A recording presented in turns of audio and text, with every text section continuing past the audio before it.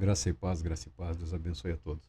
Após a leitura do profeta Jeremias, o seu capítulo 8, em que fala da manifestação, do desencadear da ira de Deus contra o pecado do povo, contra o pecado da nação, contra o pecado de Israel, a idolatria principalmente, todos os atos decorrentes dessa abominável prática que havia contaminado o povo de Deus naqueles dias, nós vamos para o Salmo de número 79. O Salmo de número 79 é um salmo da família de Asaf. Asaf, o nome dele era um levita, o nome dele significa aquele que reúne ou colecionador.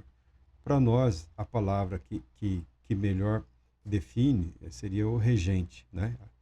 Que administra os músicos, que coordena os músicos, que coordenava a atividade de música no culto, no templo construído, já antes do templo, tá? Antes do templo construído por Salomão, havia cânticos e havia instrumentos, porque lá estavam os levitas entoando louvores ao Todo-Poderoso Deus. Asaf e sua família registraram aqui um bom número de salmos, tá? E esse salmo de número 79, ele lembra muito a situação angustiante do povo de Israel nos dias do profeta Jeremias. Ele se apresenta como que uma reflexão, como uma observação daquela situação angustiosa, daquele clamor por justiça, a indignação do profeta, a indignação do Asaf, a indignação dos santos, não indignados com a justa ira de Deus. Não é isso. Reconheciam os profetas, reconhecem os santos, reconhecem aqueles que temem a Deus, que a ira de Deus, quando desencadeada sobre a terra, ela é uma manifestação da justiça de Deus. A ira de Deus é justa, a ira de Deus é santa, a ira de Deus é correta. Da mesma maneira que as nações vizinhas, que os pagãos ficavam perplexos quando viam o povo de Israel se entregando à idolatria de uma maneira que nem entre os pagãos ocorria, entre os santos, entre o povo de Deus, a mesma perplexidade ocorria quando percebiam que as nações pagãs, que os ímpios, que os idólatras, os que cultuavam e adoravam os falsos deuses, as mentiras, eram utilizados como instrumentos de Deus para o castigo, para a correção do povo de Israel, do povo santo, do povo de Deus. A mesma perplexidade havia entre os profetas, e Asaf expressa isso. Ó Deus, as nações invadiram a tua herdade, a tua herança, profanaram teu santo templo, reduziram Jerusalém a ruínas, lançaram os cadáveres dos teus servos como pasto às aves sarcófagas, a carne dos teus fiéis aos animais selvagens, derramaram como água seu sangue em torno de Jerusalém, e ninguém o sepultava. Está refletindo sobre a situação vivida. Como os ímpios, como os idólatras, como os impuros foram instrumento de punição e castigo. E viam nisso o excessivo agir dessas nações e desses povos. Aqui as nações, os povos gentios, os pagãos, os idólatras. Essa é a perplexidade. Ultrapassaram todo o limite. Foram muito além do que poderia ser considerado justo. Tornamo-nos o escárnio dos vizinhos, objeto de riso e menosprezo para todos os que vivem ao nosso redor. Até quando, Senhor, estarás sempre irado, ardendo com fogo teu zelo? Derrama teu furor sobre as nações pagãs, sobre todos os reinos que não te adoram, que não invocam o teu nome, porquanto devoraram Jacó e assolaram a tua morada. Não evoques, não tragas à tona a vida, a memória, ao presente. Não evoques contra nós as culpas dos nossos pais. Venha logo ao nosso encontro tua compaixão, pois estamos profundamente deprimidos, né? Profundamente deprimidos, da mesma maneira como Jeremias se expressa diante de Deus, angustiado, deprimido, coração quebrantado, uma alma sofrida diante de Deus, porque o sofrimento do povo, da nação, era muito, muito, muito intenso. Aqui agora, o salmista está pedindo a Deus que permaneça justo, que a ira dele, que a justa ira de Deus, continue a se revelar dos céus, para punir o pecado e os pecadores, para que se arrependam, para que se voltem para Deus, diríamos hoje. Mas o salmista está dizendo, nós nos arrependemos. O sofrimento foi grande, porque o pecado foi grande. A tua ira foi santa e justa. O arrependimento foi real e sincero. Agora os ímpios, os pagãos, os que zombam do teu nome, os que zombam do teu povo, os que zombam da palavra de Deus, eles estão escarnecendo, eles estão zombando, continuam a zombar, não só de nós, mas de ti, Senhor, da tua palavra, da tua promessa. Tá? Não evoques contra nós a culpa dos nossos pais. A Bíblia declara, isso é padrão, isso é uniforme no pensamento das Escrituras. O pecado dos pais é o pecado dos pais. Os filhos não podem ser punidos pelos pecados dos seus pais, nem os pais pelos pecados dos seus filhos. Cada pecador carrega sobre si a sua própria culpa, a responsabilidade pelos seus atos. É um princípio, é um fundamento de justiça. Né? Nós punimos o erro daquele que errou. Punir o erro daquele que errou na vida dos filhos ou dos pais, isso é abominável. O profeta, no caso aqui, o profeta, o poeta, o músico, ele está expressando diante de Deus essa inquietação, pedindo para que Deus não permita que o sofrimento e a zombaria e a dor não ultrapasse os limites da justiça a ponto de que se pudesse ter uma ideia de que não bastassem os nossos pecados estarem sendo castigados, Deus está aproveitando a oportunidade para trazer sobre nós pecados de outros, para que sejamos punidos pelos pecados dos nossos pais, dos nossos avós, dos nossos bisavós. Isso ultrapassaria todo o limite, toda a capacidade de reflexão, de compreensão acerca da justiça de Deus. Ajuda-nos, Salvador nosso, pela glória do teu nome. Livra-nos e perdoa nossos pecados por causa do teu nome. Aqui está. O salmista compreendeu. O salmista entendeu. O salmista tinha a mente e o coração voltados totalmente para Deus.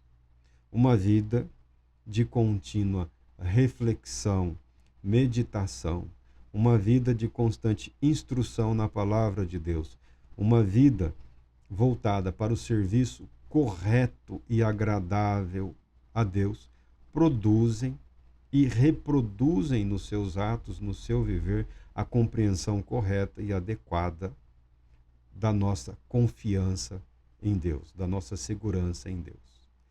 A nossa segurança em Deus não está na nossa justiça. A nossa confiança em Deus não está baseada ou fundamentada numa possível ou aparente, ou, segundo alguns imaginam ou pensam, uma ideia de uma superioridade. Não.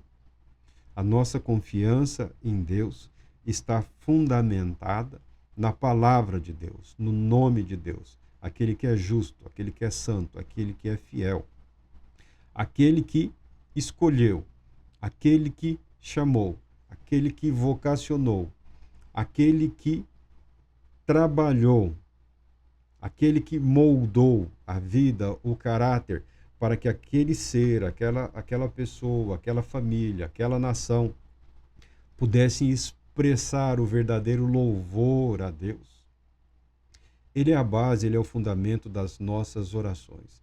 Ele é a base, ele é o fundamento, ele é o motivo, ele é o propósito do nosso culto, da nossa adoração. Livra-nos e perdoa os nossos pecados por causa do teu nome. Deus, perdoa-nos, não por quem nós somos, mas por quem tu és. Tu és Deus, santo, justo e perdoador. Perdoa-nos, livra-nos dos nossos pecados, não por nós, mas pelo teu nome, porque tu és Deus libertador, tu és Deus resgatador, tu és Deus doador de vida, tu és Deus criador da vida. Deus não se apresenta como destruidor da vida. A morte e a destruição são frutos do pecado, frutos do afastamento de Deus, do abandono de Deus. O aparente caos, o desgoverno, são decorrentes do abandono de Deus. O propósito de Deus, o plano de Deus é a vida. Vida plena e abundante. Eu vim para que vocês tenham vida. E tenham vida em plenitude, tenham vida em abundante, tenham vida eterna. Esse é o plano, esse é o propósito de Deus. Muito mais do que as inquietações em relação à dor, o sofrimento e a angústia, ou como isso é interpretado por aqueles que zombam dos desígnios, dos propósitos, dos decretos de Deus, por amor ao teu nome, para a honra e louvor da tua glória apenas, Senhor. Isso o salmista foi capaz de expressar. Porque hão de dizer às nações, onde está o seu Deus? Diante de nossos olhos, mostra aos pagãos a tua vingança pelo sangue dos teus servos. A palavra vingança é usada em todo o mundo antigo como sinônimo de justiça. Como sinônimo de justiça. Senhor, passaram de todo o limite. Ainda que o povo devesse ser castigado, devesse sofrer a perda de bens, a perda da liberdade, tivesse que ser transportado, levado para o cativeiro. O cativeiro instituído por Deus foi um meio de preservar a vida, para que não fossem totalmente destruídos. E eles aprenderam a desprezar e abandonar a idolatria quando ficaram cercados de ídolos por todos os lados. Tá bom? E quando regressaram do cativeiro, voltaram a se empenhar pelo culto verdadeiro, pela vida santa. Aí aqueles altos e baixos comuns a todas as nações, a todos os povos, a todas as instituições, a todos os indivíduos. Não é isso, não é essa a questão. A questão é, mostra a tua justiça. Porque o que aconteceu na vida do povo de Deus foi muito além do que o proposto por Deus. As nações pagãs, os ímpios, não dosaram a mão. Chegue à tua presença o lamento dos prisioneiros, com o teu braço poderoso preserva os sentenciados à morte. O clamor dos prisioneiros. Nós não temos no mundo de hoje, teoricamente, legalmente, a odiosa prática da escravidão. Nós não temos. Mesmo em tempos em que havia a escravidão no mundo antigo, ela permaneceu com o propósito de preservar a vida. Mas havia aqueles que sequestravam pessoas para serem vendidas. Havia aqueles que roubavam homens, crianças, mulheres para serem comercializados, para serem tratados como com menor dignidade do que a que sempre foi conferida aos animais. Pessoas eram vendidas para práticas vis, para práticas abomináveis. Ao que tudo indica, ainda hoje, tal fenômeno continua ocorrendo, muito embora a instituição da escravidão tenha sido abolida em praticamente todo o mundo, mas ainda há sequestradores de crianças, sequestradores de meninos, para comércio de órgãos, para a satisfação da lascívia dos depravados, dos arrogantes, dos presunçosos, daqueles que nada temem, daqueles que não temem Deus no céu, daqueles que não temem a justiça de Deus na terra, daqueles que se consideram acima de tudo e de todos, porque foram afortunados com riquezas, com poder ou com influência e usam mal, muito mal, os talentos que Deus a eles conferiu, que Deus a eles concedeu, vivendo como se não houvesse Deus na terra. É isso que nós podemos resgatar do texto. Devolve a nossos vizinhos 7 vezes mais a afronta com que te insultaram, Senhor. Então nós, o teu povo, as ovelhas das tuas pastagens, de geração em geração, para sempre te adoraremos e cantaremos louvores, cantaremos os teus louvores. Uma vida com um propósito, uma vida como um instrumento de serviço a Deus, uma vida confiante na justiça de Deus, na retribuição, o dia da retribuição. Vingança e justiça são sinônimos, tá? Usados nesse texto aqui. O dia em que Deus fará justiça. Vale a pena confiar em Deus. Vale a pena permanecer confiante na justiça de Deus. É interessante que você abra mão dos propósitos de vingança. Não tente você fazer a sua vingança. Não tente você fazer a sua justiça. Não tente você impor a sua verdade ou a sua vontade. Faça isso em relação a si mesmo. Faça isso em relação a si mesmo. Se é algo verdadeiro, santo, correto e justo que você acha que deve ser seguido ou vivido, então seja você o primeiro. Que seja o seu exemplo, ou que Deus permita que a sua vida seja um exemplo que atraia outros para os caminhos do Senhor. Nunca será pela força, nunca será pela violência, mas sempre pelo Espírito de Deus. Ah, mas nós estamos sofrendo. Estamos vivendo como se tivéssemos sido roubados da nossa família, como se tivéssemos sido roubados da nossa pátria, da nossa nação e lançados no inferno para servirmos de combustível nas mãos de ímpios, de pecadores, de pessoas que não reconhecem a Deus, não conhecem a misericórdia. Lamentavelmente, muitas pessoas mundo afora vivem situações de tamanha angústia, de tamanha aflição e dor. Lamentavelmente, muitas pessoas se colocaram debaixo de uma escravidão. Seus próprios atos, suas próprias ações, suas próprias palavras, suas próprias vontades, os colocaram debaixo de um jugo desigual, no qual se encontram como que prisioneiros daquele mal. Essa libertação cabe a Deus.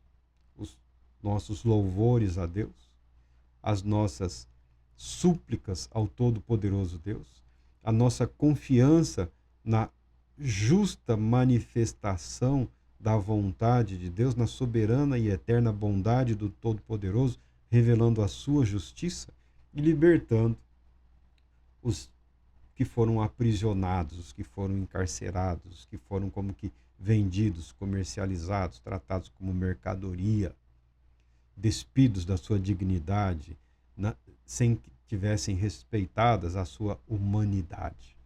Isso não ficará impune. Isso não ficará impune. O salmista aqui se expressa como alguém recorrendo a Deus, fazendo lembrar, como se Deus precisasse de ajuda para ser lembrado. Em termos práticos, não faz sentido. Mas a angústia que sufoca o coração, o espírito do homem, diante do sofrimento, diante da angústia, diante de situações desesperadoras, nos fazem elevar os nossos pensamentos e as nossas orações a Deus, pedindo a Ele que abrevie. Senhor, não se demore. Senhor, tenha pressa. Senhor, envia socorro. Senhor, envia o livramento. Senhor, resgata-nos da escravidão, da miséria, da fome, liberta-nos de todo o mal e conduza-nos, ó Deus, aos teus refúgios. Conduza-nos, ó Deus, à nossa herança. Mostra-nos, Senhor, a tua promessa. Revela-nos a tua paz, a tua cura, porque aguardávamos a cura. Veio a dor e o sofrimento, mas continuamos aguardando. Não desistimos da cura, não desistimos da paz, não desistimos da vida, não desesperamos da vida. Continuamos acreditando que a vida é o nosso momento, é o nosso instrumento de louvor e de perfeita adoração. Então nós, o teu povo, as ovelhas das tuas pastagens, é que às vezes eu tenho na cabeça a outra versão. De geração em geração, para sempre te adoraremos e cantaremos o teu louvores. É sempre com vistas a um estado eterno. É sempre com vistas àquele momento a partir do qual toda a justiça de Deus se revelará. Todo o poder de Deus se manifestará. Toda a vontade de Deus será plena e absolutamente conhecida. Quando ninguém poderá opor-se a Deus de maneira nenhuma. Aquele momento em que Deus mostrará para todos que há uma diferença entre o justo e o ímpio, entre aquele que teme a Deus, entre aquele que serve a Deus com temor, com amor reverente, e aquele que zomba do Todo-Poderoso Deus. Que Deus te abençoe, te proteja e te conceda paz, muita paz.